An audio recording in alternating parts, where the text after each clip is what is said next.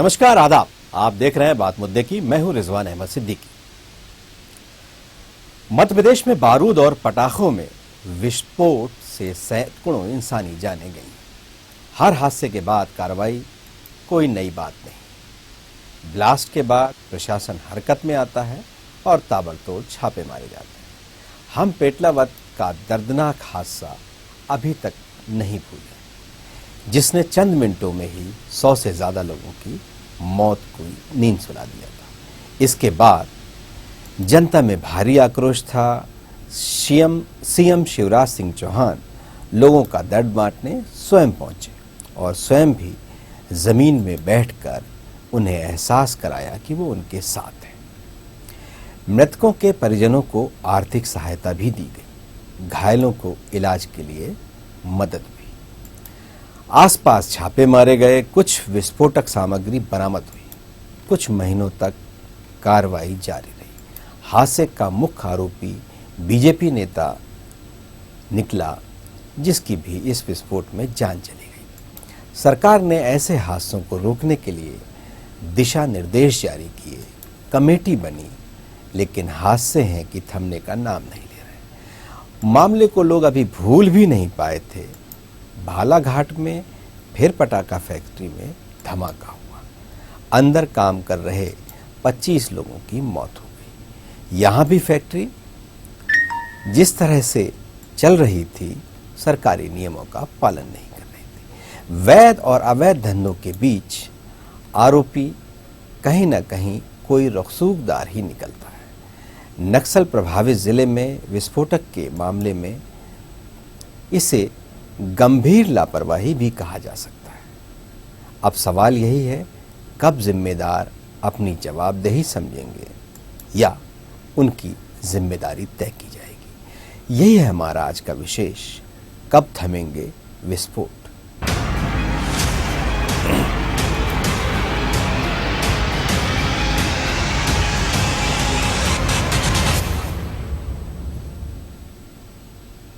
इस विषय में हम अपने मेहमानों से चर्चा करेंगे, लेकिन उसके पहले देखिए हमारी ये रिपोर्ट। बारूद का ढेर बनता जा रहा मध्य प्रदेश, बारूद ले रही लोगों की जान। हमेशा बना रहता है धमाके का डर। यहाँ कभी भी हो जाते हैं पटाखा फैक्ट्रियों में धमाके, बेमौत मारे जाते हैं लोग और फिर जागता है प्रशासन।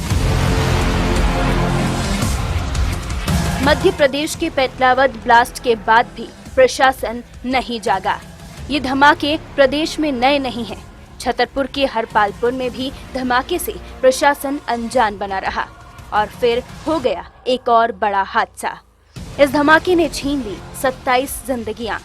बालाघाट में प्रशासन की नाक के नीचे चल रही थी अवैध पटाखा फैक्ट्री और प्रशासन बना रहा अनजान।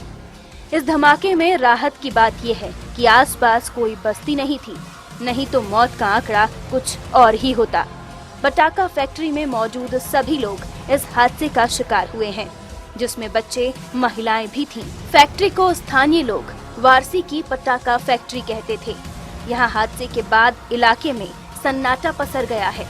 पटाखा फैक्ट्री पिछले 4 साल से बिना अनुमति के संचालित की जा रही थी। वहीं अब फैक्ट्री का मालिक फरार हो गया है। पटाखों के लिए मशहूर तमिलनाडु के शिवकाशी में एक फैक्ट्री में भी धमाकों के दौरान 54 लोगों की जान गई थी। वहीं उत्तर प्रदेश में भी इस तरह के धमाकों में सैकड़ों लोगों की जानें जा चुकी हैं। वैसे तो ये आंकड़ा दिवाली के आसपास और भी बढ़ जाता है। आखिर कब जागेंगे जिम्मेदार, ये बड़ा सवाल है। सवाल और भी है, क्या प्रशासन इस तरह के हादसों का इंतजार करता है और हादसे के बाद मृतकों के परिजनों को आर्थिक सहायता, घायलों को इलाज के लिए मदद, कुछ छापे और फिर वही गहरी नींद, जिसे फिर किसी ब्लास्ट के धमाके से खुलने का इंतजार रहता है। आखिर प्रशासन इतनी गहरी नींद में क्यों सोया हुआ है कि जिसे अवैध जैसे कुछ नहीं दिखता? क्या जिम्मेदार देखकर भी अनजान बने रहते हैं? ये बड़ा सवाल है। News world desk. इस विषय में बात करने के लिए हमारे साथ हमारे स्टूडियो में मौजूद हैं भारतीय जनता पार्टी के नेता विकास भुंदरिया, कांग्रेस के नेता दुर्गेश शर्मा, रमेश शर्मा वरिष्ठ पत्रकार, राजनीतिक समीक्षक, विनय द्विवेदी भी वरिष्ठ पत्रकार और साथ ही पूर्व डीजीपी MM जोशी साहब भी हमारे साथ मौजूद हैं। आप सभी का बहुत बहुत स्वागत है।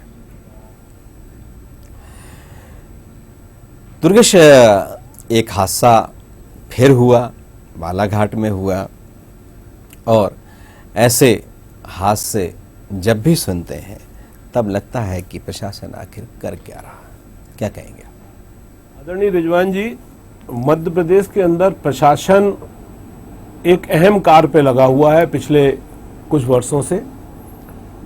उनका अहम कार्य है कि कहीं पदयात्राएं हैं, कहीं नर्मदा की परिक्रमा है, कहीं किसी का धन्यवाद है, कहीं किसी का सम्मान है। वहाँ पर आपको भीड़ जुटानी है, वहाँ आपको भीड़ बनना है। एक बहुत ज़रूरी कार्य है जो आज मध्य प्रदेश में विगत कुछ वर्षों से शिवराज सिंह चौहान जी चलवा रहे हैं। इसी कारण से मध्य प्रदेश के अंदर पुलिस प्रशासन और जो सूचना तंत्र है, जो खुफिया तंत्र इनके होना चाहिए, वह सब पूरा धूमिल हो चुका है, ख़त्म हो चुका है। उसकी परिणति मध्य प्रदेश के अंदर किसान आंदोलन है, जिसमें कई किसानों को गोलियों से भून दिया गया, प्रशासन के द्वारा गोलियों से भून दिया गया। और मध्य प्रदेश का गृह मंत्री कल तक कह रहे थे मैं आपको रोकूंगा दुर्गेश जी। किसान आंदोलन पर कल भी हमने बात रिजवान जी, मैं बात बोल मैं जो क्षमता जो सरकार की आज भी राहुल गांधी के दौरे पर बातचीत करेंगे। मैं वही कह रहा हूँ, जो फेलोरिटी है दोनों, उस पर ही बात कर रहा हूँ जी। एक तरफ प्रशासन गोलियों से किसानों को भून दे रहा है, दूसरी तरफ जो है प्रशासन की लापरवाही के कारण एक ऐसी फैक्ट्री जो पिछले 4 वर्षों से लगातार चल रही है, जिसके अंदर बारूद का उपयोग हो रहा है, और वो ऐसे क्षेत्र के अंदर जहां नक्सलवाद है, और नक्सलवाद ऐसा नक्सलवाद जो मध्य प्रदेश और छत्तीसगढ़ के अंदर, जिसमें हमने छत्तीसगढ़ में देखा कि कई लोगों को नक्सलियों ने गोलियों से भून दिया, कई हमारे सैनिक भी मारे गए, बहुत सारे वहाँ घटनाएं घट रही हैं। तो ऐसे संदिग्ध क्षेत्र में यदि कोई बिना अनुमति के पटाखा फैक्ट्री चला रहा है, और जिसके पास 100 कुंटल से ज़्यादा, एक से एक अनुमान निकल के आया है, 100 कुंटल से ज़्यादा बारूद है, तो ये तो एक वाकई में बहुत गंभीर मुद्दा है। मुझे लगता है कि मध्य प्रदेश का प्रशासन तंत्र पूरा फेल होने के कारण आज मध्य प्रदेश के अंदर राष्ट्रपति शासन लगा देना चाहिए, क्योंकि यहाँ पर जो है शिवराज सिंह चौहान जी या उनका जो मंत्रिमंडल है, वह शासन चलाने योग्य बचा नहीं है। वह केवल आयोजन और इवेंट मैनेजमेंट के काम के लिए बचा है। तो इनको छुट्टा छोड़ देना चाहिए, जिससे ये खूब आयोजन करें और खूब इवेंट मैनेजमेंट करते रहे। हम लोगों को कोई नहीं, कम से कम प्रदेश की जनता तो सुरक्षित रहे। विनय, आप क्या कहेंगे? कई तरह के हादसे, अक्सर हादसे सुनते हैं हम, उसके बाद फिर एक जांच कमेटी बनती है, जांच रिपोर्ट आती है, हम उससे कितना सबक लेते हैं, क्या विस्फोट, क्या भगदड़, अन्य तरह की भी चीज़ें। हर बार कई तरह के दिशा निर्देश जारी होते हैं, और फिर लगता है कि मानो इतनी मोटी फाइल के नीचे प्रशासन कहीं दब कर रह जाता है, और फिर वही गहरी नींद और उसकी लापरवाही की वजह से कई लोग बाद में गहरी नींद सो जाते हैं।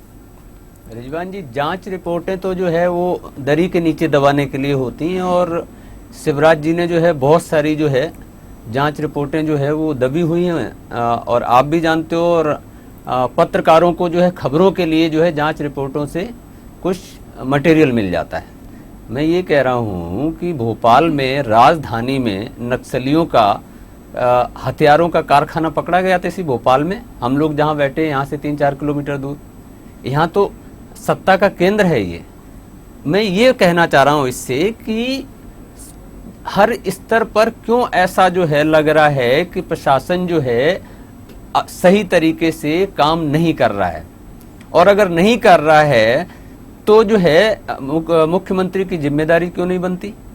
जो ये पटाखा फैक्ट्री थी वो किसी न किसी पुलिस थाने, पुलिस चौकी और किसी न किसी जो है हवलदार की बीट के अंडर में रहा होगा ये इलाका। बिल्कुल, बालाघाट कोतवाली के अंडर था, और उसके अंडर में अगर रहा है तो क्या ये समझ में नहीं आता है कि इस पटाखा फैक्ट्री से कुछ पैसा जो है वो जो है वितरित होता होगा, तभी तो जो है उनको पुलिस वालों को दिखा नहीं। आप ये बताइए कि ये क्या ये संभव है कि कोई अपराध जो है किसी थाना क्षेत्र में लगातार होता रहे और जो है पुलिस को पता नहीं लगे। और अगर ऐसा होता है तो इसका मतलब ये है कि वो अधिकारी पूरी तरह से अक्षम है, उनको जो है सिस्टम में बहुत बड़ी जिम्मेदारी बिल्कुल नहीं दी जानी चाहिए।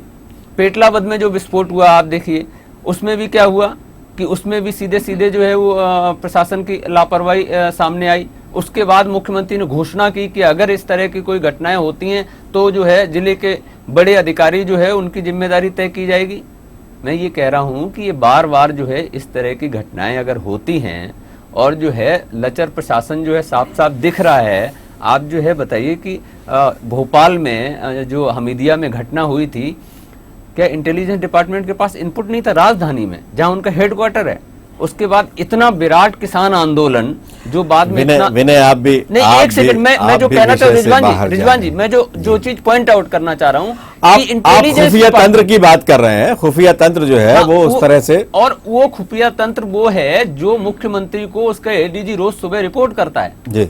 तो ऐसी स्थिति में प्रदेश में जो है ये जरूर मैं कहूंगा कि मुख्यमंत्री को फिर से जो है चीजें एक बार एनालाइज करने की जरूरत है। कौन अधिकारी सक्षम है, किस तरीके का किसमें जो है पोटेंसी है कि वो कौन सा काम कर सकता है, उस हिसाब से जिम्मेदारियां दी जाएं। और कोई भी घटना हो उसमें जो है अधिकारियों की जिम्मेदारी तय हो और साथ ही ऐसी कार्रवाइयां हों ऐसे लोगों के खिलाफ जो जिम्मेदारी से बचते हों या लापरवाही करते हों, ताकि दूसरे लोगों को सबक मिले। अब ये बहुत जरूरी हो गया है शिवराज सरकार के लिए कि उन्हें कठोर कदम उठाने पड़ेंगे, क्योंकि ब्यूरोक्रेसी ने शिवराज जी को जिस तरीके से शिकंजे में जकड़ा हुआ है, उन्हें ना कोई सुनने दिया जाता है ना कुछ देखने दिया जाता है। वो नौकरशाह कुछ लोग हैं जो शिवराज जी की नाक और आंख और कान बने हुए हैं। बिल्कुल। रमेश शर्मा जी, आप क्या कहेंगे? इस तरह के हादसे होते हैं, सारी कोशिशें की जाती हैं, सारे दावे किए जाते हैं कि इसकी पुनरावृत्ति ना हो, अफसरों को जिम्मेदार ठहराया जाएगा, इसकी कमेटियां बनती हैं, रिपोर्ट आती है, जांच होती है, न जाने क्या क्या होता है। फिर हम हादसा सुनते हैं और 25 इंसानी जान, इस ताज़े हादसे में 25 इंसानी जानें चली गई। मोटे तौर पर ये जो हादसा हुआ है ये बहुत दुखदायक है और सब लोगों के लिए एक वाकई एक चिंता की बात है कि मध्य प्रदेश में हर साल कहीं ना कहीं कुछ ना कुछ इस तरह के हादसे होते हैं। इसके लिए जहां प्रशासन का जो निचले स्तर का नेटवर्क है वो इसके लिए जिम्मेदार है, और उसके पीछे एक कारण ये भी हो सकता है कि निचले स्तर पर फोर्स की बहुत कमी है, वो भी जिम्मेदार है, और कहीं ना कहीं जनता भी इसके प्रति जिम्मेदार है। जनता में भी आखिर त्योहार पर दीपावली हो, क्रिकेट का जीतते हैं, आखिर क्यों पटाखों की तरफ वो लोग जाते हैं? दीपावली का त्यौहार भी ज्योति का पर्व का त्यौहार है, प्रकाश का पर्व का है, पटाखे चलाने का त्यौहार नहीं है। तो जनता को भी इस तरह के जो विस्फोटक होते हैं, जो इंसान को भी नुकसान पहुंचाते हैं, पर्यावरण को भी नुकसान पहुंचाते हैं, उनको भी दूर रहना चाहिए। और मैं समझता हूं प्रशासनिक स्तर पर इस तरह की चीज़ों की थोड़ी सख्ती तो की ही जाना चाहिए। आर्टिलरी फैक्ट्री चल रही थी और जो उसके नियम है वो उनका पालन नहीं कर रही थी, तो इन पर नज़र तो रहना ही चाहिए। और इन सब का स्टाफ की जो कमी है, आप मुझे बताइए, मध्य प्रदेश की जो आबादी है वो करीब 6 करोड़ 7 करोड़ की आबादी हो गई। फोर्स की वहाँ पर बहुत कमी है। 2000-3000 लोगों के पीछे औसत एक सिपाही पड़ता है। कई बार वीआईपी ड्यूटी में वो सिपाही इतना बिजी होता है कि काम नहीं कर पाता। इसके पीछे भी जिम्मेदार कौन है? अगर फोर्स की कमी है और तरह की कमियां हैं, सर्चिंग प्रॉपर नहीं हो रही है, वरिष्ठ अधिकारी समीक्षा नहीं कर रहे हैं, अंततः सारी चीजें तो निश्चित रूप से कहीं ना कहीं सख्ती तो इसमें ऐसी चीज़ों में होना ही चाहिए, और जो लोग भी जिम्मेदार हैं उन सबको सख्ती कर ही जाना चाहिए। और निश्चित रूप से मुख्यमंत्री जी ने जिस तरीके से पेटलावद में संज्ञान लिया था और निर्देश दिए थे, उनको भी चाहिए था कि दोबारा कहीं ना कहीं समीक्षा तो करते, समीक्षा की जानी चाहिए। हाँ, दूसरे स्थानों पर इस तरह की क्या कार्रवाई हो रही है। और अगर मुख्यमंत्री ने एक बार निर्देश दे दिए थे तो निचले स्तर के जो अधिकारी हैं उनको भी इस बात की चिंता नहीं करनी चाहिए थी कि मुख्यमंत्री दोबारा आदेश दें तो हम चिंता करेंगे। सीएम ने एक बार कह दिया तो प्रशासन को उस काम में लग जाना चाहिए था। तो स्वाभाविक रूप से नीचे से लेकर ऊपर तक मैं इसमें कहीं ना कहीं थोड़ी सी कमी और लापरवाही तो देखता हूँ।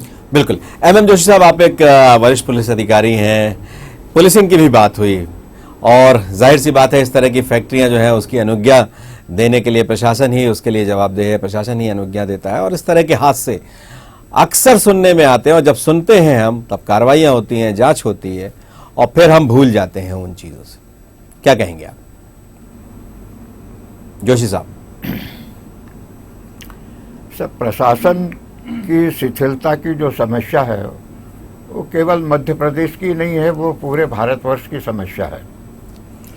और ये बड़ा दुर्भाग्य है कि देश को आज़ादी मिलने के बाद ये शिथिलता बढ़ती ही जा रही है और आज हालात करीब करीब ऐसे हो गए हैं कि चारों तरफ अराजकता, चाहे उत्तर प्रदेश की बात लें, मध्य प्रदेश की लें, जम्मू कश्मीर और पूर्वोत्तर के जो प्रांत है उनकी तो समस्या वैसे ही बहुत गूढ़ है, लेकिन ये अराजकता फैलती जा रही है और मुझे ऐसा भय लगता है कि ये कहीं पूरे देश में नहीं फैल जाए। और इसका मुख्य कारण ये है, हमारे राजनेता मुझे क्षमा करेंगे, कि लोगों में सिर्फ वोट हम कैसे प्राप्त करें और उसके लिए कुछ भी वादे करते रहें और कोई हमसे नाराज़ नहीं हो, ये जो नीति है वो इसके लिए जिम्मेदार है। हमारे नेताओं को अपनी जिम्मेदारी समझना चाहिए और केवल वोट की राजनीति छोड़ करके देश सेवा की राजनीति, जन सेवा की राजनीति अपनानी चाहिए। बिल्कुल। और अब जैसे विस्फोटकों का है, देखिए विस्फोटकों का जो एडमिनिस्ट्रेशन है इंडियन एक्सप्लोजिव एक्ट के अंदर, अब ये एक्ट बना है 1884 में जी। 1884 का एक्ट आज भी चल रहा है। 2012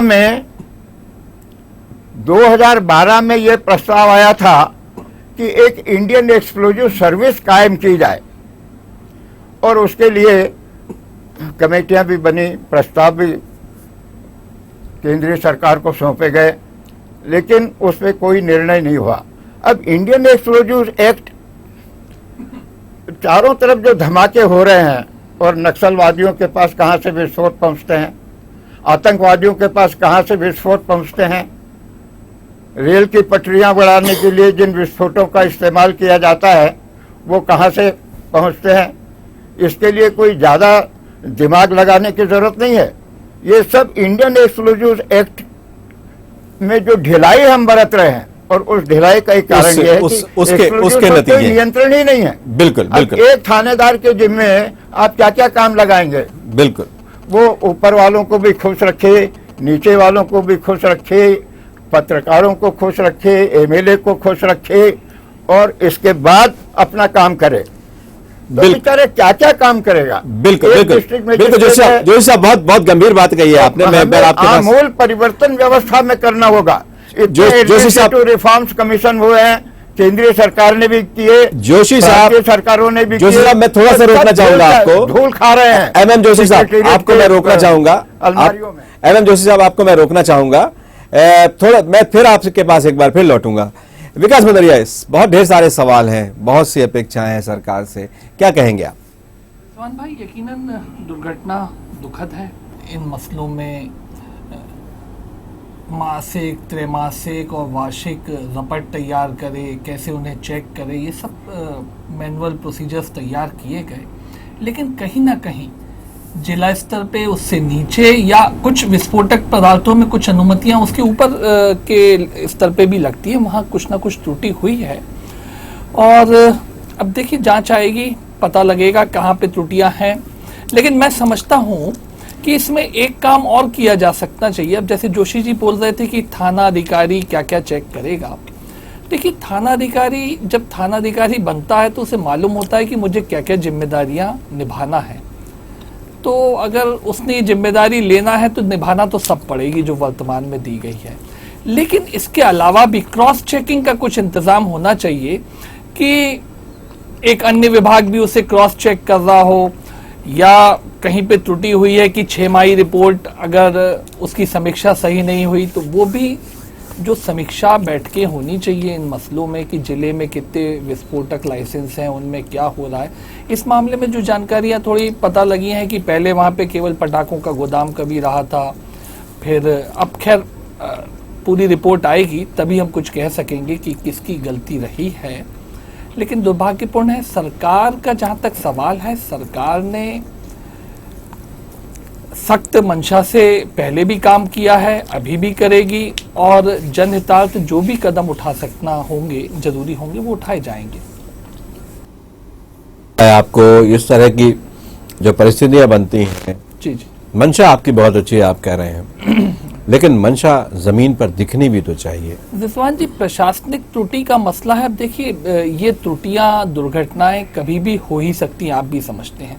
सिस्टम में जब कोई भी त्रुटि करेगा तो दुर्घटना को हम न्योता ही देंगे। जब दुर्घटना होगी तो चीज पता भी लगती है। अब देखिए, आपने कहा पेटलावत के बाद में कुछ सख्त निर्देश जारी किए गए। मैं समझता हूं रिजवान जी, इसे दूसरे ढंग से लें कि इन सख्त निर्देशों के पालन के कारण बहुत सारी दुर्घटनाएं, लापरवाहियां रुकी भी होंगी। चूंकि वहां दुर्घटना हुई नहीं तो वो हमारे लिए पिक्चर में नहीं आती है। दुर्घटना बालाघाट में हो गई है, वो पिक्चर में आई है।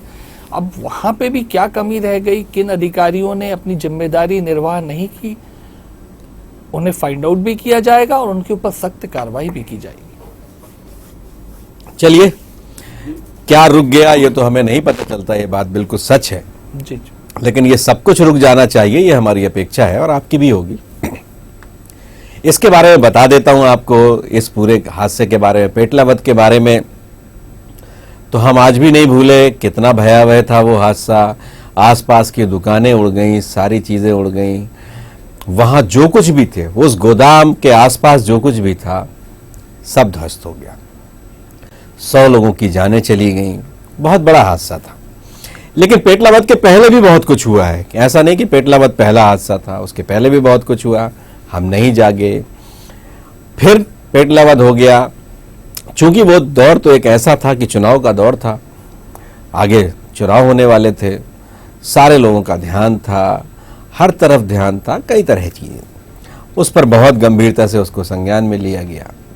लेकिन ये हादसा जिसकी आज हम चर्चा कर रहे हैं, हमने बहुत सोच समझकर, आज भी किसान आंदोलन अपने शवाब पर है, लेकिन आज भी हमने चर्चा इसकी इसलिए की है कि इस पर कोई बात ही नहीं कर रहा। 25 लोगों की जान चली गई, बात कोई करता ही नहीं। उस पूरे बारे में मैं आप लोगों को बता देना चाहता हूं कि बालाघाट से, जिला मुख्यालय से, एसपी के दफ्तर से, कलेक्टर के दफ्तर से 7 किलोमीटर दूर है ये फैक्ट्री। अवैध फैक्ट्री भी नहीं है, वैध फैक्ट्री है, जिसको बाकायदा लाइसेंस दिया गया है कि वो वहां पटाखे बनाए। लेकिन जब लाइसेंस दिया जाता है तो सर्वे, उसके निरीक्षण होते हैं बार बार। उसने उन नॉर्म्स को पूरा किया कि नहीं किया, इसकी कोई चिंता नहीं की गई। वहां अग्निशमन की कोई व्यवस्था नहीं की गई उस तरह से। वहां वो सिलेंडर तक नहीं है अग्निशमन के, वो पानी की व्यवस्था नहीं है, वो एक पंप हाउस है, वो भी नहीं चलता है। ऐसी कई चीजें हैं, अनेक चीजें जो अनदेखी की गई। विकास बदरिया आप हमारे साथ जुड़े, दुर्गेश शर्मा आप हमारे साथ जुड़े, एमएम जोशी आप हमारे साथ जुड़े, विनय द्विवेदी आप हमारे साथ जुड़े और रमेश शर्मा आप हमारे साथ जुड़े। आपका बहुत बहुत धन्यवाद।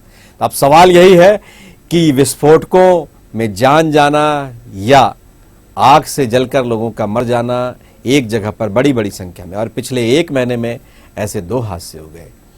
छिंदवाड़ा में हुआ और फिर बालाघाट में विस्फोट से लोगों की जान चली गई। क्या हम इनसे सबक लेंगे या फिर हम अगले बार भी ऐसे ही किसी बड़े हादसे पर चर्चा करते होंगे? हर व्यक्ति अपनी अपनी गंभीरता को बताएगा, अपनी जिम्मेदारी को बताएगा, अपनी अपनी पार्टी और अपनी सरकारों की जिम्मेदारियों को बताएगा। हर बार हम वही चिंता करेंगे, उसी को दोहराएंगे, या फिर ऐसा वो दिन ही ना आएगा कि ऐसे हादसे घटित हों। ऐसी लापरवाही, मानो लापरवाही है, गंभीर लापरवाही है, ऐसी लापरवाही, प्रशासकीय लापरवाही आइंदा ना होगी और ऐसे हादसों से हम सबक लेंगे। और एक सवाल और है कि वहाँ जान गंवाने वाले भी गरीब थे, मजदूर थे, ज़रूरतमंद हैं। उनके अपनों को भी, उनके अपनों के आंसू पोंछने के लिए भी कम से कम सरकार को खुले दिल से, फिराक दिली से और बड़े हाथ से कुछ ऐसे काम करने चाहिए जिससे उन्हें लगे कि वो भी मध्य प्रदेश के निवासी हैं और सरकार उनके साथ भी है। हमारे इस कार्यक्रम में बस इतना ही। खबरों का सिलसिला जारी रहेगा। हम कल फिर मिलेंगे एक नए मुद्दे के साथ। तब तक मुझे दीजिए इजाज़त।